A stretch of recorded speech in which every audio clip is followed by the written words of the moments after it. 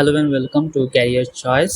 আজকে 10টি important idioms নিয়ে কথা বলবো, যেই ইডিয়মসগুলো হচ্ছে বিভিন্ন কম্পিটিটিভ এক্সামে অনেক বেশি আসে, যেমন হচ্ছে জব এক্সাম বা হচ্ছে বিভিন্ন ইউনিভার্সিটির অ্যাডমিশন এক্সাম।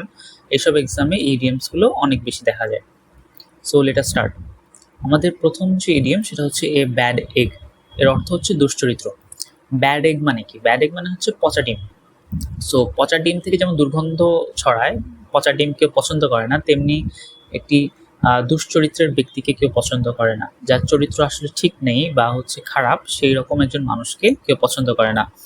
তাহলে এই ব্যাড একটি এক্সাম্পলে বা একটি সেন্টেন্সে আমরা ইউজ করে দেখি, all hate him because of his being a bad egg. অর্থাৎ সবাই তাকে অপছন্দ করে তার চরিত্র খারাপ হওয়ার কারণে, বা সে একজন দুশ্চরিত্রের ব্যক্তি হওয়ার জন্য তাকে সবাই অপছন্দ করে। সো এ ব্যাড এগ মানে হচ্ছে দুশ্চরিত্র। নেক্সট হচ্ছে বিটুইন টু ফায়ার্স, অর্থাৎ উভয় সংকট। উভয় সংকট হচ্ছে এমন একটা পরিস্থিতি যেখানে আসলে আপনি ডান দিকেও যেতে পারছেন না, বাম দিকেও যেতে পারছেন না, বা আপনার হাতে যে অপশনগুলো আছে কোনো অপশনই আসলে আপনি চুজ করার মতন অবস্থায় নেই। অর্থাৎ আপনি এমন একটা সংকটে পড়েছেন যেখানে আসলে আপনি কোন দিকে যাবেন সেটা আপনি জানেন না। তো এটাকে বলা হয় বিটুইন টু ফায়ার্স। এটা আমরা একটা সেন্টেন্সে ইউজ করে দেখি, I don't know what to do now as I am between two fires. অর্থাৎ আমি জানি না যে আমি এখন কি করব, কারণ আমি এখন একটি উভয় সংকটে আছি। আচ্ছা, next chicken hearted. Chicken hearted মানে হচ্ছে ভীরু বা ভীতু প্রকৃতির মানুষ। যারা হচ্ছে ভয় পায় বা যে কোনো কাজ করতে, কথা বলতে যারা হচ্ছে অনেক ভয় পায়, তাদেরকে বলা হয় চিকেন হার্টেড, অর্থাৎ দুর্বল চিত্তের ব্যক্তি। এটা আমরা সেন্টেন্সে ইউজ করে দেখি, the chicken hearted people shrink from speaking the truth. এর অর্থ হচ্ছে ভীতু মানুষ সত্য কথা বলতে ভয় পায়। নেক্সট ডিলি ডালি, অর্থাৎ অযথা দেরি।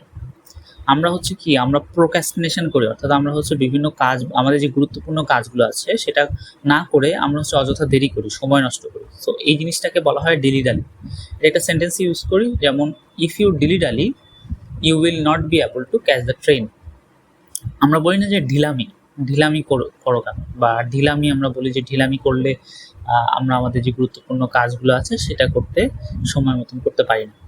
সো এই ঢিলামি থেকে আমরা আসলে ডিলি ডালিটা মনে রাখতে পারি। সো এটা একটা ট্রিক্স। সো ডিলি ডালি অর্থ অযথা দেরি। এরপর হচ্ছে ইপোচ মেকিং, যুগান্তকারী ঘটনা। যেমন হচ্ছে এই যে কিছুদিন আগে যে বাংলাদেশে একটি সরকার পরিবর্তন হলো গণ অভ্যুত্থানের মাধ্যমে। সো এটা কিন্তু একটা যুগান্তকারী ঘটনা ছিল। So it was a epoch making event, right? So আমরা একটা সেন্টেন্স ইউজ করে দেখি, invention of computer is an epoch making event. অর্থাৎ কম্পিউটার আবিষ্কার একটি যুগান্তকারী ঘটনা। নেক্সট ফেয়ার প্লে বা ন্যায় বিচার, the convict begged for fair play.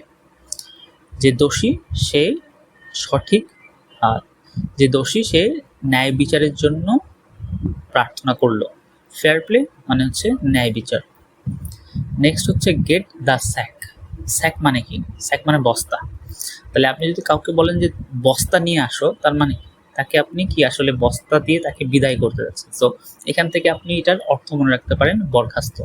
Get the sec মানে হচ্ছে বরখাস্ত। আপনি যখন কাউকে বরখাস্ত করেন বা তার চাকরিচ্যুত করেন, সেটাকে বলা হয় get the sec.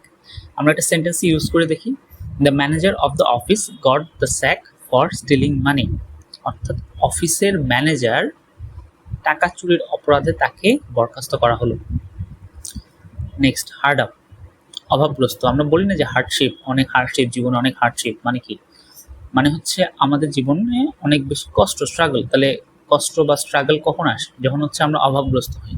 So hard up মানে হচ্ছে অভাবগ্রস্ত। এটা সেন্টেন্স ইউজ করে দেখি, most of our countryman are hard up nowadays. অর্থাৎ দেশের বেশিরভাগ মানুষ এখন অভাবগ্রস্ত। Next laugh in one's sleeves, অর্থাৎ গোপনে হাসা। আমরা কিন্তু অনেক সময় সিরিয়াস সিচুয়েশনে বা এমন একটা সিচুয়েশন যেখানে আসলে হাসাটা ঠিক ভালো দেখায় না, সেরকম সিচুয়েশনে যখন আমাদের হাসি পায় তখন আমরা কি করি? আমরা লুকিয়ে লুকিয়ে হাসি, তাই না? আমরা কাউকে দেখিয়ে হাসি না, লুকিয়ে লুকিয়ে আমাদের হাত দিয়ে ঢেকে আমরা হাসার চেষ্টা করি। সো ওটাকে বলা হয় লাভ ইন ওয়ানস স্লিভস, মানে গোপনে হাসা। সেন্টেন্স ইউজ করে দেখি, his unnatural behaviour made us love in our sleeves. তার অদ্ভুত আচরণ আমাদেরকে গোপনে হাসতে বাধ্য করলো। সো দিস ইজ গোপনে হাসা, laugh in one sleeves. Next, on tiptoe মানে পা টিপে টিপে হাঁটা।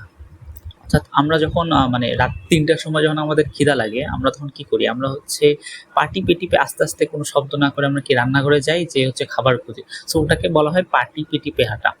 সো এটা একটা সেন্টেন্সে ইউজ করে দেখি, he entered into the room on tiptoe, অর্থাৎ সে হচ্ছে পা টিপে টিপে রুমে প্রবেশ করলো। সো এই হচ্ছে 10টি ইডিয়মস। এই ইডিয়মসগুলো হচ্ছে বিভিন্ন কম্পিটিটিভ এক্সামের জন্য অনেক বেশি ইম্পর্টেন্ট।